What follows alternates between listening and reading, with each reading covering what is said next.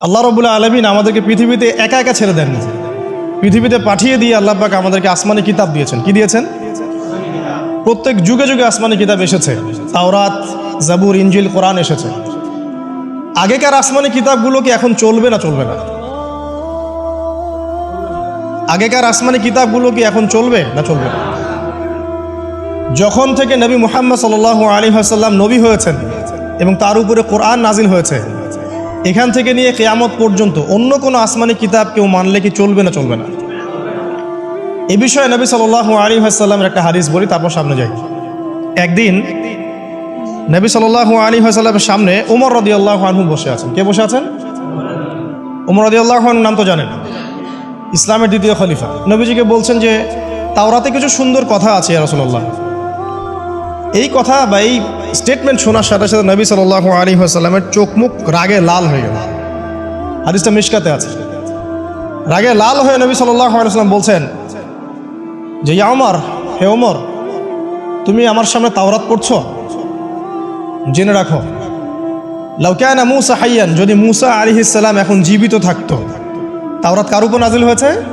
মূসা। তাওরাত পড়ছো আমার সামনে? তাওরাত যার উপর নাজিল হয়েছে সেই মূসা আলাইহিস সালাম যদি জীবিত থাকতো এখন, ফাত্তাবা'তুমুহু, আর তোমরা আমাকে বাদ দিয়ে তার অনুসরণ করতে, ওয়া তারাকতুমুনি, আমাকে ছেড়ে দিতে, লা দালালতুম আন সাওয়াইস সাবিল, তাহলে তোমরা অবশ্যই পথভ্রষ্ট হয়ে যেতে। তাওরাত পড়ছো, এখন যদি মূসা আলাইহিস সালামও জীবিত থাকতো আর তোমরা আমাকে বাদ দিয়ে নবী মূসার অনুসরণ করা শুরু করতে, তোমরা অবশ্যই জাহান্নামী হয়ে যাবে।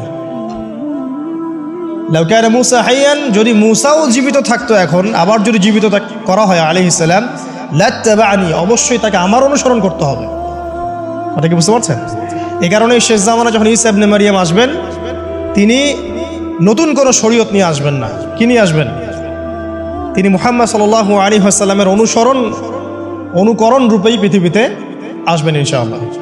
তো আল্লাহ পাক আমাদেরকে দিয়েছেন আল কোরআন, এবং কোরআন এর ব্যাখ্যা হচ্ছে হাদিস। নবী সাল্লাল্লাহু আলাইহি ওয়াসাল্লাম বিদায় হজের ভাষণে বলেছেন, এই হাদিসটা খুব ভালো করে মনে রাখবেন। তিনি বলেছেন যে তারাকতু ফিকুম আমরাইন, আমি তোমাদের মাঝে মাত্র দুটা বস্তু ছেড়ে যাচ্ছি। কয়টা বস্তু? দুটা বস্তু।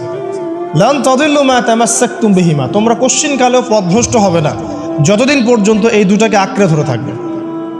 ঠিক আছে? তোমরা কোশ্চিনকালেও পথভ্রষ্ট হবে না যতদিন পর্যন্ত এই দুটাকে তোমরা শক্ত করে আঁকড়ে ধরে থাকবে। অন্য হাদিসে আছে দাঁতের মাড়ি দিয়ে কামড়ে থাকবে। আপনি সামনের দাঁত দিয়ে কিছু কামড়াতে গেলে কিন্তু টান দিলে ছিঁড়ে যাবে না? দাঁতের মাড়ি দিয়ে যদি শক্ত করে ধরেন, এত সহজে কিন্তু টান দিলে ছিঁড়বে না। এই জন্য নবীজি বলছেন সাল্লাল্লাহু আলাইহি ওয়াসাল্লাম, দাঁতের মাড়ি দিয়ে কামড়ে ধরে থাকবে কোরআন এবং সুন্নাহকে। সেই দুটো বস্তু কি? নবী সাল্লাল্লাহু আলাইহি ওয়াসাল্লাম বলছেন, একটা হচ্ছে কিতাব আল্লাহ, আল্লাহ পাকের কিতাব, মানে কি? আল কোরআন। ওয়া সুন্নতি নবীহি, মানে নবীর সুন্নাত, অর্থাৎ হাদিসগুলো। কোরআন এবং সুন্নাহ মিলে ইসলাম। এই ইসলামটাই হচ্ছে আল্লাহ রাব্বুল আলামিনের মনোনীত সর্বশেষ দিন, সর্বশেষ টেস্টিমেন্ট। মানে আদম আলাইহিস সালামও তো মুসলিম ছিলেন, নূহ আলাইহিস সালামও মুসলিম ছিলেন, ঈসা আলাইহিস সালাম, মূসা আলাইহিস সালাম, ইব্রাহিম আলাইহিস সালাম, এই যে লক্ষ লক্ষ নবী রাসূল, তারা মুসলিম ছিলেন না?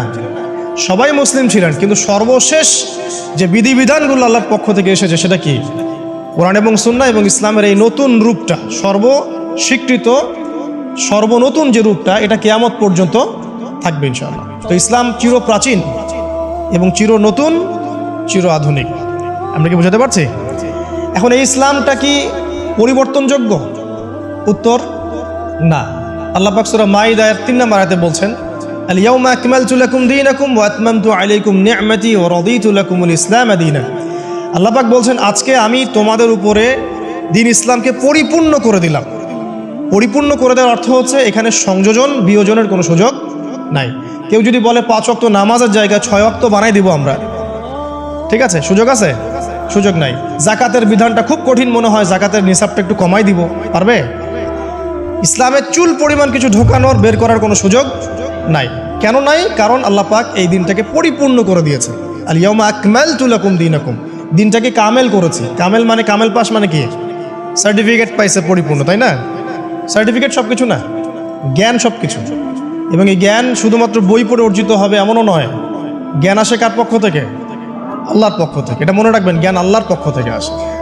হ্যাঁ, জ্ঞান কখন আসবে? যখন আপনি পরিশ্রম করবেন, আপনার পরিশ্রম আল্লাহ পাক দেখবেন, আপনি ধারাবাহিকভাবে লেগে থাকবেন, আল্লাহর কাছে বেশি বেশি দোয়া করবেন, পাপ ছেড়ে দিবেন, গুনাহ ছেড়ে দিবেন, গুনাহমুক্ত অন্তর নিয়ে আল্লাহর কাছে কান্নাকাটি করবেন, আল্লাহ পাক ইনশাআল্লাহ ইলম দান করবেন ইনশাআল্লাহ। ইমাম শাফি রাহিমাহুল্লাহ বলতেন যে আমি অনেক পড়ি কিন্তু ভুলে যাই।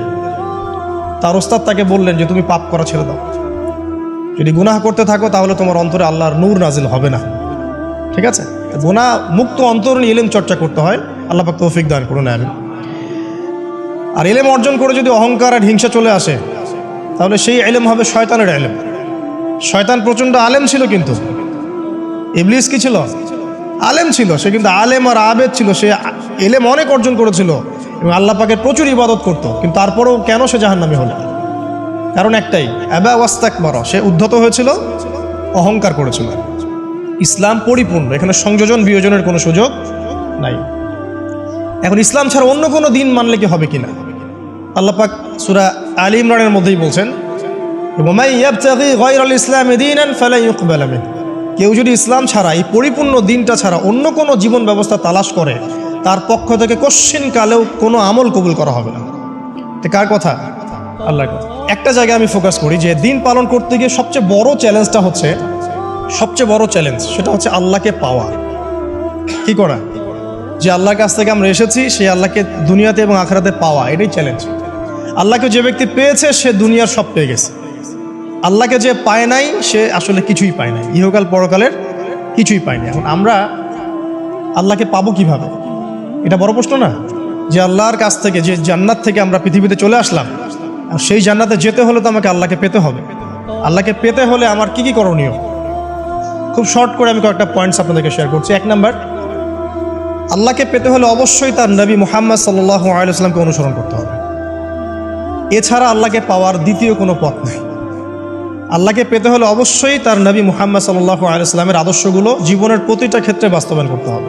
চলাফেরা, ওঠা বসা, খাওয়া দাওয়া, ইস্তেঞ্জা করা, মুআমালাত, ব্যবসা বাণিজ্য, অর্থনীতি, সমাজ, রাষ্ট্র, সব ক্ষেত্রে আপনাকে মুহাম্মদ সাল্লাল্লাহু আলাইহি ওয়াসাল্লামের তরিকা, আদর্শটাকে ফলো করতে হবে। তাহলে আপনি আল্লাহকে পাবেন ইনশাআল্লাহ। যে ব্যক্তি আল্লাহকে পেয়েছে সে দুনিয়াও পেয়েছে, আখিরাতও পেয়েছে। যে আল্লাহকে পায় নাই, দুনিয়াও বরবাদ, আখিরাতও বরবাদ। 1 নাম্বার তাহলে কি কাজ? আল্লাহ পাকের সর্বশেষ নবী মুহাম্মদ সাল্লাল্লাহু আলাইহি ওয়াসাল্লামকে অনুসরণ করা, তার আদর্শ মেনে চলা, 1 নাম্বার। 2 নাম্বার হচ্ছে 5 ওয়াক্ত নামাজ। আল্লাহকে পেতে হলে নামাজ লাগবে। নামাজ নাই, আল্লাহ নাই। ওয়াস্তাঈনু বিস-সাবরি ওয়াস-সালাত, তোমরা সবর এবং সালাতের মধ্য দিয়ে আল্লাহর সাহায্য প্রার্থনা করো। আমরা এই জন্য নামাজে বলি ইয়াকা না'বুদু ওয়া ইয়াকা নাস্তাঈন, আমরা শুধু আপনারই ইবাদত করি এবং আপনার কাছেই সাহায্য প্রার্থনা করি। আল্লাহকে পেতে হলে নামাজের কোনো বিকল্প নাই। যে ব্যক্তি নামাজ পড়ে না, আল্লাহর সাথে তার কোনো সম্পর্ক নেই, নো কানেকশন। আপনি যে কোনো কিছু চাচ্ছেন, সেজদায় পড়ে আল্লাহর সামনে আত্মসমর্পণ করেই চাইতে হবে। ওয়াসজুদ ওয়াক্তারিব, আল্লাহ পাক কি বলেছেন? সেজদা করো, নিকটবর্তী হও। তো ব্যাখ্যা অনেক করা যায়। নামাজ না পড়লে কিন্তু মানুষ কুফরিতে লিপ্ত হয়। যে ব্যক্তি মান তারাকা সালাতান মুতাআম্মিদান ফাকাদ কাফারা, যে ব্যক্তি সালাতকে অস্বীকার করে, ফরজ নামাজকে অস্বীকার করে, সে ব্যক্তি কিন্তু কুফরিতে চলে যায়। ঠিক আছে। তারপরে বাইনা রাজুলি ওয়া বাইনা শিরকি ওয়াল কুফরি তারকুস সালাহ, একজন মুমিন বান্দা এবং অমুসলিমদের মধ্যে পার্থক্যই নামাজ। নামাজের বিষয়ে অনেক কথা আমি আগেও বলেছি, আপনারা শুনেছেন, অন্য আলেমদের কাছেও শুনেছেন। এক বাক্যে নামাজ না পড়লে ইসলামের রশিটা কেটে যাবে। মুআয বিন জাবালকে নবী সাল্লাল্লাহু আলাইহি ওয়াসাল্লাম বলেছেন যে যদি মান তারাকা সালাতান মুতাআম্মিদান, কেউ যদি সালাতকে ইচ্ছা করে ছেড়ে দেয়, ফাকাদ বারিআত মিন জিম্মাতিল্লাহ, সে ব্যক্তি আল্লাহর জিম্মেদারি থেকে মুক্ত হয়ে যাবে। তার উপর আল্লাহর কোনো জিম্মাদারি নাই, আল্লাহর নিরাপত্তা, জিম্মাদারি থেকে সে মুক্ত। তো 5 ওয়াক্ত নামাজ আল্লাহ পাক আমাদের সবাইকে জামাতের সাথে পড়ার তৌফিক দান করুন।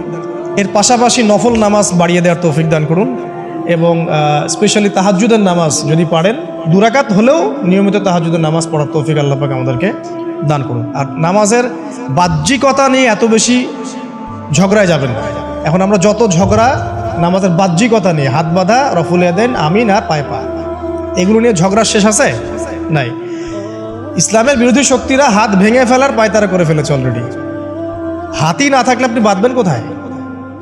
মনে করেন আপনার হাতই নাই, বাঁধবেন কি উপরে না নিচে? এই হাত তো ভেঙে ফেলার পায়তারা করা হয়েছে। এখন আপনি পড়ে আছেন বাঁধার কোন জায়গায় বাঁধবেন সেটা নিয়ে, অথচ পুরো বৈশ্বিক চক্রান্ত মুসলিমদের বিরুদ্ধে হাতটাই ভেঙে ফেলে দিবে। তুই বাঁধবি কোথায় হাত? তারপর দেখব। এটা আমরা বুঝতে পারি না। এটা বোঝার জন্য যে জ্ঞান, ইলম, নূর দরকার, তা তো নাই আমাদের মধ্যে।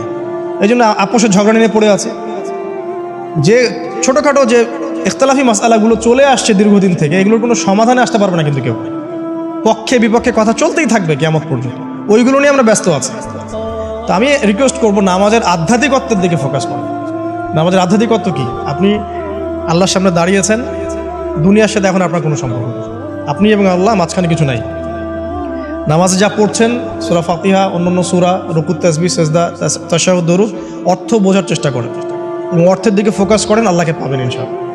সিজদায় রুকুতে যখন যাচ্ছেন, আপনি চিন্তা করেন যে আপনি মহাবিশ্বের মহা শক্তিধর আল্লাহ রাব্বুল আলামিনের সামনে মাথা নত করেছেন। আপনি চিন্তা করেন যে আল্লাহ আপনাকে দেখছেন। এখন যখনই মানুষ নামাজে দাঁড়ায়, আল্লাহ পাক তার দিকে দৃষ্টি নিবদ্ধ করেন, এবং যখন মানুষ এদিক ওদিক তাকানো শুরু করে নামাজে, আল্লাহ পাক মুখ ঘুরিয়ে নেন। হ্যাঁ, নামাজে ওই যে আমরা যে ডিজিটাল নামাজ পড়ি না, এখন ডিজিটাল মানে 4 রাকাত নামাজ 4 মিনিটে শেষ। এক রুকু করলে সেজদা পাওয়া যায় না, সেজদার তাসবিহ পড়লে আবার এদিকে দেখা যায় যে দ্বিতীয় সেজদায় চলে গেছে অলরেডি ওঠার আগে। অনেক ক্ষেত্রে ইমাম সাহেবরাও খুব দ্রুত নামাজ পড়ান, অনেক দ্রুত পড়ান। এত দ্রুত নামাজ পড়াবেন কেন? নামাজ জামাতে পড়লে সংক্ষিপ্ত করতে বলা হয়েছে, কিন্তু এত দ্রুত তো পড়তে বলা হয়নি। এখনও দেখবেন মক্কা মদিনায় গিয়ে নামাজ দেখবেন, মাশাআল্লাহ, নামাজটা তাদের মাশাআল্লাহ এটার প্রশংসা না করলে হকাদা হবে। নামাজটা অসাধারণ, ধীর স্থিরভাবে। ফজরের নামাজ 20 মিনিট, 15 মিনিট, 20 মিনিট পড়াচ্ছে নামাজ, রিল্যাক্স। নামাজে দাঁড়ালে চমৎকার তেলাওয়াত হচ্ছে, আপনি ভুলে যাচ্ছেন নিজেকে। তেলাওয়াত হবে চমৎকার, এবং সবচেয়ে ভালো যিনি তেলাওয়াত করতে পারেন তাকে নামাজে দিতে হবে। রিল্যাক্সে নামাজ পড়বে।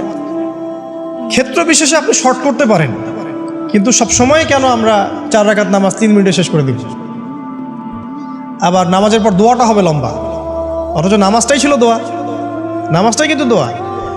এখন সেজদায় আমরা যদি কান্নাকাটি করতে না শিখি, আল্লাহর সামনে আমি মাথা নত করেছি, এখানে নিজের মনের যত আবেগ, আকুতি, দোয়া, এগুলো আল্লাহর সামনে ঢেলে না দিতে পারি, এই দোয়া কালাম না শিখি, তাহলে তো নামাজের আধ্যাত্মিকত্ব অর্জন হলো না।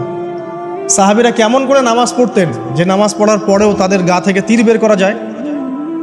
কিভাবে তারা নামাজ পড়তেন? তাহলে নবী সাল্লাল্লাহু আলাইহি ওয়াসাল্লাম কিভাবে নামাজ পড়তেন যে নামাজ পড়ার ফলে তার পা মোবারক ফুলে যাইত? 1 রাকাতে তিনি 4 পারা কোরআন তেলাওয়াত করতে পারলেন কিভাবে? তো তাদের নামাজ আর আমাদের নামাজ, আল্লাহ রাব্বুল আলামিন তার রাসূলের মাধ্যমে একটা হাদিসে জানিয়েছেন যে এমনও অনেক নামাজি আছে, নাউযুবিল্লাহ, আল্লাহ পাক আমাদেরকে তাদের অন্তর্ভুক্ত না করুন, যে নামাজ পড়ার পরে আল্লাহ রাব্বুল আলামিন এই নামাজটাকে ওই নামাজের মুখের উপর নিক্ষেপ করে দেয়, তোমার নামাজের আমার কোনো দরকার নেই। আল্লাহ পাক আমাদেরকে হেফাজত করুন। ধীর স্থিরভাবে পড়েন, রিল্যাক্সে, তাড়াহুড়ার কিচ্ছু নাই। ওমা খালাকতুল জিন্না ওয়াল ইনসা ইল্লা লিয়াবুদুন, শুধুমাত্র আল্লাহর ইবাদত করার জন্যই তো পৃথিবীতে এসেছে। হোক না দোকানটা 5টা মিনিট পরে খুললে কি হবে? হ্যাঁ, জমিতে যান, জমিতে আধা ঘন্টা পরে গেলে কি হবে? যে আল্লাহ পাক আপনাকে বাঁচিয়ে রাখতে পারেন, সে আল্লাহ পাক আল্লাহর পথে সময় দিলে আপনাকে অফুরন্ত রিজিকও তো দিতে পারেন না? আপনি আল্লাহর হয়ে যান, বাকি সব আল্লাহ আপনার দায়িত্ব নিয়ে নেবেন ইনশাআল্লাহ। আপনি নিজে আল্লাহর হয়ে যান, আপনার সব কিছু দায়িত্বকে নিয়ে নেবে, আল্লাহ নিয়ে নেবে। আল্লাহ পাক আমাদেরকে ধীর স্থিরভাবে আধ্যাত্মিকত্ব অর্জন করে নামাজ পড়ার তৌফিক দান করুন, আমিন। তো দেখুন, আল্লাহকে পাওয়ার সবচেয়ে সেরা মাধ্যম কি? নামাজ। তার আগে বলেছি নবী সাল্লাল্লাহু আলাইহি ওয়াসাল্লামের অনুসরণ। আল্লাহকে পাওয়ার তৃতীয় একটা মাধ্যম বলে দিই আমি, সওম বা রোজা রাখা। অল্প সময় গুটিয়ে নিচ্ছি, সওম বা রোজা রাখা। রোজা কেন আল্লাহকে পাওয়ার মাধ্যম জানেন? কারণ রোজা রাখা অবস্থায় আমরা কিন্তু গোপনে পানাহার করি না, করি? আমরা রোজা রেখেছি, গোপনে কিন্তু পানি খেতে পারি, কেউ দেখবে না। গোসল করছেন, আপনি পানি খেতে পারেন, কেউ দেখবে না। লুকিয়ে লুকিয়ে আপনি কিন্তু খাবার খেতে পারেন, কেউ দেখবে না, বাসায় কেউ নাই দেখার, কিন্তু আপনি খান না। আপনি সবর করেন, সহ্য করেন, একদম সূর্যাস্তের সময় গিয়ে আপনি ইফতার করেন। এই যে কাজটা আপনি কেন করেন? কারণ আপনি ফিল করেন যে আল্লাহ আপনাকে দেখছেন। কেউ আপনাকে দেখুক না দেখুক, আল্লাহ আপনাকে দেখছেন। এটাই হচ্ছে ইহসান, এটাই হচ্ছে আল্লাহ পাকের মারিফতকে উপলব্ধি করা। আল্লাহ রাসূল সাল্লাল্লাহু আলাইহি ওয়াসাল্লাম বলেছেন, ইহসান হচ্ছে আন তা'বুদাল্লাহা কাআন্নাকা তারা, তুমি এমনভাবে আল্লাহর ইবাদত করবে যেন তুমি আল্লাহকে দেখছো। ওয়া ইল্লাম তাকুন তারাহু ফাইন্নাহু ইয়ারাক, তুমি আল্লাহকে দেখতে না পারলেও বিশ্বাস করবে আল্লাহ তোমাকে দেখছেন। এটা রোজা রাখলে উপলব্ধি হয় না যে আল্লাহ আমাকে দেখছেন? এটা হচ্ছে আল্লাহকে পাওয়ার মাধ্যম। এই জন্য রমাজানের রোজা অবশ্যই রাখবো ইনশাআল্লাহ। পাশাপাশি এই যে সোমবার, বৃহস্পতিবার, বা এই যে মাসের 3 দিন আইয়ামে বীজের সওম আছে, 13, 14, 15, আরাফার সওম, আশুরার সওম বা নফল সওম, এগুলো রাখার অভ্যাস করলে আল্লাহকে পাওয়া যাবে ইনশাআল্লাহ। আল্লাহ পাক আমাদেরকে বেশি বেশি সওম রাখার তৌফিক দান করুন।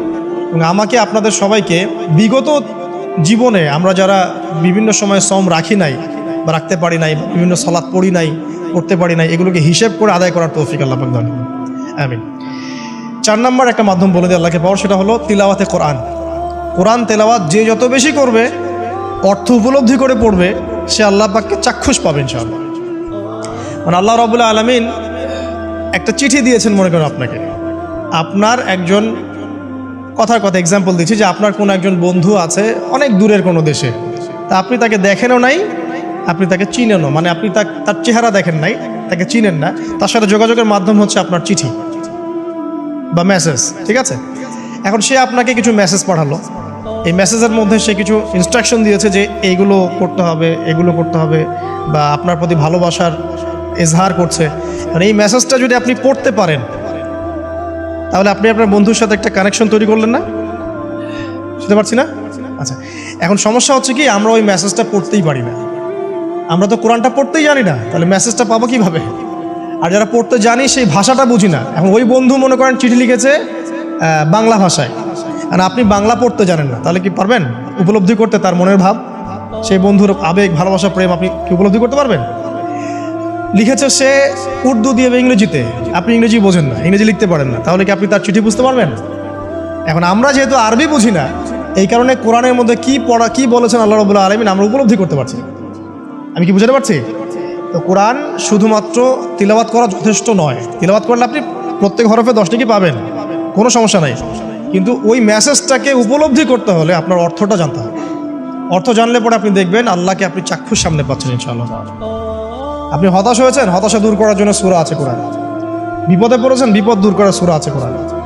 আপনার রিজিকের সমস্যা কাটানোর সূরা কোরআনে আছে। কোনো হাজতের প্রয়োজন, সূরা ইয়াসিন, হাজতের সূরা চলে আসে। অসুস্থ হয়েছেন, শেফার সূরা কোরআনে আছে। বা কাউকে জিন টোনা করা হয়েছে, বানটোনা করা হয়েছে, ওর শেফাও কোরআনে আছে। এমন কোনো বিষয় নাই যেটা আল্লাহ রাব্বুল আলামিন কোরআনের মধ্যে নাজিল করেন নাই। ব্যবসা করতে চান, কোরআন কথা বলবে, ঠিক আছে? আপনি সামাজিক বিষয়ে ডিল করতে চান, সূরা হুজুরাত কথা বলবে। আপনি ইতিহাস ভালোবাসেন, কোরআনে ইতিহাস দিয়ে ভর্তি করা আছে।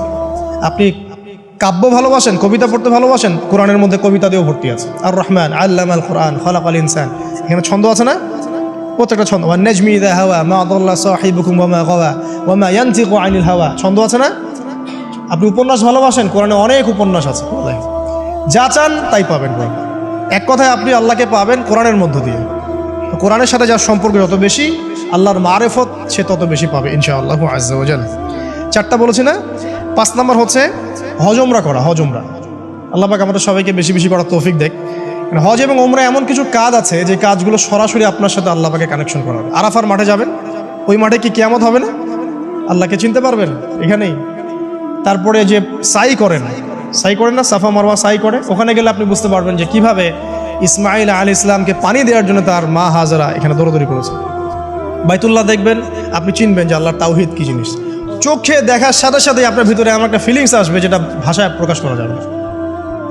চোখে দেখার সাথে সাথে এমন একটা ফিলিংস আসবে, আপনাকে আমি এটা ভাষায় প্রকাশ করে বোঝাতে পারবো না।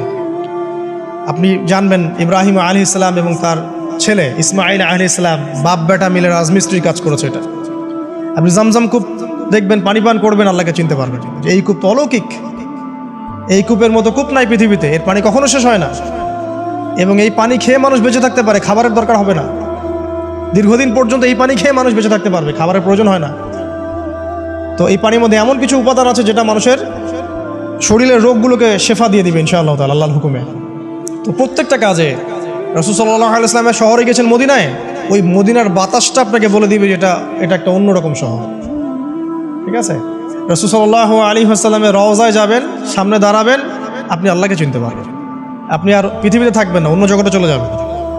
ওই যে বাকিউল গারকাত আছে, সাহাবীদের কবরস্থান জান্নাতুল বাকি, ওখানে ঢুকবেন, আপনার কাছে মনে হবে যে পৃথিবীটা আসলে কিছুই না। পৃথিবীর সবচেয়ে সেরা মানুষগুলো এই মাটির নিচে শুয়ে আছে, ওখানে আপনাকে খুবই তুচ্ছ মনে হবে তাদের সাথে। এই যে মানে বিভিন্ন জায়গায় গিয়ে আল্লাহকে চিনতে পাওয়া, এটা সবচেয়ে ভালো হয় হজ এবং উমরাতে গিয়ে। আল্লাহ পাক আমাদেরকে তৌফিক এনায়েত করুন, আমিন। তো এটা একটা আল্লাহকে পাওয়ার নিদর্শ। যাদের হজ ফরজ হয়ে গেছে অবশ্যই হজ করে ফেলবেন, আর যাদের সামর্থ্য আছে তারা বেশি বেশি উমরা করবেন। নবী সাল্লাল্লাহু আলাইহি ওয়াসাল্লাম বলেছেন, এক হজ পরের হজের মধ্যে যত গুনাহ মাফ করিয়ে দেয়, এক উমরা পরের উমরার মধ্যে যত গুনাহ সেগুলোকে মাফ করিয়ে দেয়। আল্লাহ পাক আমাদেরকে এই আমলগুলো করার তৌফিক এনায়েত করুন। 6 নাম্বার বলছি জিকির, আল্লাহ পাকের জিকির বাড়াতে হবে। যে আল্লাহ পাকের জিকির যত বেশি করবে সে আল্লাহ পাকের মারিফত তত বেশি উপলব্ধি করবে, আল্লাহকে পাবে ইনশাআল্লাহ। আর এই জিকির করার জন্যে অজুও শর্ত নয়, জানেন? আল্লাহর জিকির করার জন্য কিন্তু অজু শর্ত নয়, আপনি মনে মনে চলতে ফিরতে অলওয়েজ সুবহানাল্লাহ, আলহামদুলিল্লাহ, আল্লাহু আকবার, লা ইলাহা ইল্লাল্লাহ, আস্তাগফিরুল্লাহ পড়তেই থাকতে পারেন। কষ্টের কিছু আছে? খালি জবান চলবে, খালি জবান চলবে। মাঠে কাজ করছেন, ওই যে লাঙল দিয়ে কাজ করছেন, সেচ দিচ্ছেন, আপনি পড়তে থাকবেন আস্তাগফিরুল্লাহ ওয়া আতুবু ইলাইহি, লা হাওলা ওয়ালা কুওয়াতা ইল্লা বিল্লাহ, সুবহানাল্লাহ, আলহামদুলিল্লাহ, লা ইলাহা ইল্লাল্লাহ, আল্লাহু আকবার। কোনো সমস্যা? কোনো সমস্যা নেই। রান্না বান্না করছে মেয়েরা, এটা করতে করতে পড়তে পারবে না? গাড়ি ড্রাইভ করছেন, ড্রাইভ করতে করতে আপনি পড়তে পারবেন লা ইলাহা ইল্লাল্লাহ ওয়াহদাহু লা শারীকা লাহু, লাহুল মুলকু ওয়া লাহুল হামদু ওয়া হুয়া আলা কুল্লি শাইইন কাদির। যে কোনো কাজ করতে করতেই ইল্লাল ইস্তিনজা, ইস্তিনজা বাদ দিয়ে। ইস্তিনজা কি জিনিস? প্রসাব পায়খানা। এই সময় এগুলো মুখ দিয়ে বলবেন না, দরকার নাই। আপনি এখানে এরপরে যে সময়গুলো আছে এগুলোতে আপনি জিকির বাড়াবেন। যে যত বেশি জিকির করবে তার কলব তত বেশি পরিচ্ছন্ন হবে। যার কলব যত পরিচ্ছন্ন, আল্লাহর নূর তার কলবে তত বেশি আসবে, সে আল্লাহ পাকে তত কাছে পাবে ইনশাআল্লাহু আযজা ওয়া জাল। 7 নাম্বার দোয়া ইস্তেগফার বাড়িয়ে দেয়। আল্লাহর কাছে বেশি বেশি দোয়া করতে হবে। দোয়া বাড়িয়ে দেন। দোয়ার জন্য হুজুর ডাকতে হবে না, দোয়ার জন্য আমাকে ডেকে বাসায় খাওয়ানোরও দরকার নেই। আপনার দোয়ার জন্য আপনি যথেষ্ট। নামাজে দাঁড়ান, নামাজের সেজদায় দোয়া করেন, নফল নামাজ পড়েন, নফল নামাজের সেজদায় দোয়া করেন, নামাজের পরে হাত তুলে দোয়া করেন প্রয়োজনে, নামাজে সালাম ফেরানোর আগে দোয়া করেন, যে কোনো ভালো কাজ করেছেন তারপর দোয়া করেন, ঠিক আছে? কোরআন তেলাওয়াত করলেন, দোয়া করেন, তাহাজ্জুদের ওয়াক্তে দোয়া করেন, বৃষ্টি পড়ছে তখন দোয়া করেন, ঠিক আছে? মানে দোয়া কবুলের মোমেন্ট, সময়গুলো, আজান হয়েছে, আজান ইকামতের মাঝখানে দোয়া করেন, এই যে এখন খুতবা হচ্ছে এই সময় দোয়া করেন, দোয়া কবুল হবে। দিনই মসজিদে বসেছেন, দোয়া করেন, দোয়া করতে থাকেন মনে মনে। যত বেশি আপনি দোয়া করতে পারবেন আল্লাহর কাছে, ইনশাআল্লাহ আল্লাহকে আপনি তত কাছে পাবেন ইনশাআল্লাহ। এটা আল্লাহকে পাওয়ার অন্যতম মাধ্যম। এবং ইস্তেগফার, ইস্তেগফার মানে কি? তওবা করা। আস্তাগফিরুল্লাহাল্লাযী লা ইলাহা ইল্লা হুয়াল হাইয়ুল কাইয়ুম ওয়া আতুবু ইলাইহি। এটা বেশি বেশি পড়বেন, দিনে কমপক্ষে 70 বার বা 100 বার পড়ার চেষ্টা করবেন। আল্লাহ পাক তৌফিক দান করুন। কয়টা বলেছি ভাই? 7টা। আচ্ছা, 8 নাম্বার হচ্ছে সদকা করা। সদকা, দান সদাকা আল্লাহর কাছে খুব বেশি পছন্দের। দান সদকা করার জন্য সম্পদ লাগে না, আমার কথা শোনেন। দান সদকা করার জন্য সম্পদ লাগে না, কলিজা লাগে, মন লাগে। বহু বড় বড় মানুষ আছে দান সদকা করতে পারে না, কোটিপতি, জাকাত দেয় না, আছে না? আর বহু গরিব মানুষ ভ্যান চালায়, কৃষিকাজ করে, দেখবেন 100 টাকা দান করে দিল। মন থাকতে হয়, মন, কলিজা বড় থাকতে হয়। তো যাদের কলিজা বড়, মন বড়, তারা দান সদকা করতে পারবে ইনশাআল্লাহ। আর যার মন বড় সেখানেই তো আল্লাহ নূর আসবে। সংক্ষিপ্ত মনে কি, সংকীর্ণ মন আল্লাহ নূর কোত্থেকে আসবে? কথা বুঝতে পারেন নাই? তো দান সদকা বাড়ান। আপনি 1 টাকা দান করেন, 5 টাকা দান করেন, হালাল রিজিক থেকে 1 টাকা দান করেন, সেটা আল্লাহর কাছে অনেক বেশি পছন্দের। একটা হাদিসে নবী সাল্লাল্লাহু আলাইহি ওয়াসাল্লাম বলেছেন, হালাল উপার্জন থেকে আল্লাহর বান্দারা যখন একটা খেজুরও দান করে, আল্লাহ পাক সেই একটা খেজুরকে আস্তে আস্তে বড় করতে থাকেন, বড় করতে থাকেন, বড় করতে থাকেন। এটা এক পর্যায়ে পাহাড়ের সমান হয়ে যায়। এবং কিয়ামতের মাঠে মানুষ তার দান এবং সাদাকার যে ছায়া, এই ছায়ার নিচে অবস্থান করবে। আপনার বিপদ হয়েছে, দান সদকা করেন, বিপদ দূর হয়ে যাবে ইনশাআল্লাহ। জটিল কোনো রোগ হয়েছে, কোনো ডাক্তার ট্রিটমেন্ট করতে পারছে না, সদকা করেন, রোগ ভালো হয়ে যেতে পারে ইনশাআল্লাহ। সদকার ব্যাপক ফজিলত আছে। সদাকা, দান সদাকা, দোয়া, এগুলো তাকদিরের যে বিপদ আপদগুলো আছে না, ঝুলে আছে, আমাদের তাকদিরে বিপদ আছে না অনেক, এগুলোকেও সরিয়ে দিতে পারে। এই শক্তি আছে দোয়া এবং দান সদকার মধ্যে। আল্লাহ পাক আমাদেরকে বেশি বেশি সদাকা করার তৌফিক দান করুন, আমিন। আর সদাকা নফল না করতে পারলেও কমপক্ষে ফরজ জাকাতটুকু দিবেন, ফরজ জাকাতটুকু দিবেন। কারণ জাকাত, সদকা এবং ব্যবসা এগুলো হচ্ছে ইসলামিক অর্থনীতির মূল ভিত্তি, এর সাথে কৃষিকাজ। আর দুটো বলে শেষ করে দেই। 9 নম্বর হচ্ছে আমর বিল মারুফ এবং নাহি আনিল মুনকারের কাজ করা, মানে সৎ কাজের আদেশ করা, মানুষকে অসৎ কাজে নিষেধ করা। এই কাজটা যে যত বেশি করবে সে তত বড় ব্যবসায়ী। কারণ কি, আপনার দাওয়াতে, আপনার লেকচার শুনে, আপনার বই পড়ে, আপনার নসিহত শুনে যদি একটা মানুষও দিনের পথে ফিরে আসে, ওই একটা মানুষের সারা জীবনের যে নেক কাজ, এই সমস্ত নেক কাজের একটা অংশ আপনি পাবেন। আবার আপনি কাউকে অন্যায় থেকে বারণ করেছেন, আপনার দাওয়াত শুনে কেউ সিগারেট ছেড়ে দিয়েছে, মাদক ছেড়ে দিয়েছে, জেনা ছেড়ে দিয়েছে, পর্ন ছেড়ে দিয়েছে, বা হারাম সুদ ছেড়ে দিয়েছে, ওই মানুষটা এখন সারা জীবন যত ভালো কাজ করবে, এই পুরো ভালো কাজের একটা অংশ আপনি পাবেন ইনশাআল্লাহ। এর চেয়ে বড় কিন্তু কোনো ব্যবসা নাই। এই কাজটা করলে আল্লাহ পাকের রহমত নেমে আসে, আর এই কাজটা ছেড়ে দিলে আল্লাহ পাকের গজব নেমে আসবে। যখন মানুষ ন্যায়ের আদেশ এবং অন্যায় নিষেধ ছেড়ে দিবে, আল্লাহর গজব নেমে আসবে। আর মানুষ যত বেশি সৎ কাজে আদেশ করবে, অসৎ কাজে নিষেধ করবে, আল্লাহর রহমত তত কাছে আসবে ইনশাআল্লাহ। আল্লাহকে পাওয়া যাবে ইনশাআল্লাহ তাআলা। আল্লাহ পাক আমাদেরকে তৌফিক এনায়েত করুন। আর সর্বশেষ একটা বলে শেষ করে দেই, সেটা হলো যে আল্লাহর দিনের খেদমত করা বা দিনের কল্যাণে নিজেকে নিয়োজিত রাখা। আল্লাহর দিনের খেদমত করা বা দিনের কল্যাণে নিজেকে নিয়োজিত করলে আল্লাহ পাককে পাওয়া যাবে ইনশাআল্লাহ। এই পৃথিবীতে আল্লাহ পাকের সবচেয়ে গুরুত্বপূর্ণ জিনিসটা কি? নিয়ামতটা কি? আল্লাহর দিন না? এই দিন ছাড়া কি পৃথিবীতে আর কিছু আছে? একটা হাদিসে আসছে যে পুরো পৃথিবীটাই তো অভিশপ্ত। পুরো পৃথিবীটা কি? অভিশপ্ত। শুধুমাত্র দিনের এলেম অর্জনের জায়গা ছাড়া, তালেবে এলেমদের জায়গা ছাড়া, দিনী মাহফিলগুলো ছাড়া, যেখানে নামাজ হয় এই জায়গাগুলো ছাড়া বাকি সব অভিশপ্ত জায়গা। তো এখানে পৃথিবীতে সবচেয়ে গুরুত্বপূর্ণ এবং ইম্পর্টেন্ট আল্লাহর কাছে প্রিয় জিনিসটা কি? আল্লাহর দিন। তো আল্লাহর সেই প্রিয় জিনিসটাকে যারা এগিয়ে নেওয়ার চেষ্টা করবে, সেই দিনের খেদমত করার চেষ্টা করবে, দিনের জন্য একটা মসজিদ করা, একটা মাদ্রাসা করা, হ্যাঁ, একটা ভালো কোনো প্রকল্প করার চেষ্টা করবে, আল্লাহ পাক কি তাদেরকে রক্ষণাবেক্ষণ করবেন না? আল্লাহ পাক তাদের অভিভাবক হবেন না? নিঃসন্দেহ হবেন ইনশাআল্লাহ। এবং ইনশাআল্লাহ তাআলা তারা পৃথিবীতেও সফল হবে, পরকালেও ইনশাআল্লাহ তাআলা সাফল্যের চাদর তাদেরকে আঁকড়ে ধরবে ইনশাআল্লাহ তাআলা। আল্লাহ রাব্বুল আলামিন আমরা সবাইকে এই দুনিয়াতে আল্লাহকে পাওয়ার তৌফিক দান করুন, এবং যে কাজগুলো করলে পরে আল্লাহকে পাওয়া যায় সেই কাজগুলো বেশি বেশি করে করার তৌফিক আল্লাহ পাক দান করুন। এবং পরকালে আল্লাহ রাব্বুল আলামিন আমাদের গুনাহগুলোকে মাফ করে আল্লাহর রহমতের চাদরে আমাদেরকে আবৃত করে নিন। আল্লাহুম্মা আমিন। আকুলু কওলি হাযা আস্তাগফিরুল্লাহ লি ওয়া লাকুম ওয়া লিসাইরিল মুসলিমিন। বারাকাল্লাহু লানা ওয়া লাকুম বিল আয়াতিল হাকীম। ইন্নাহু তাআলা জাওয়াদুন কারীম।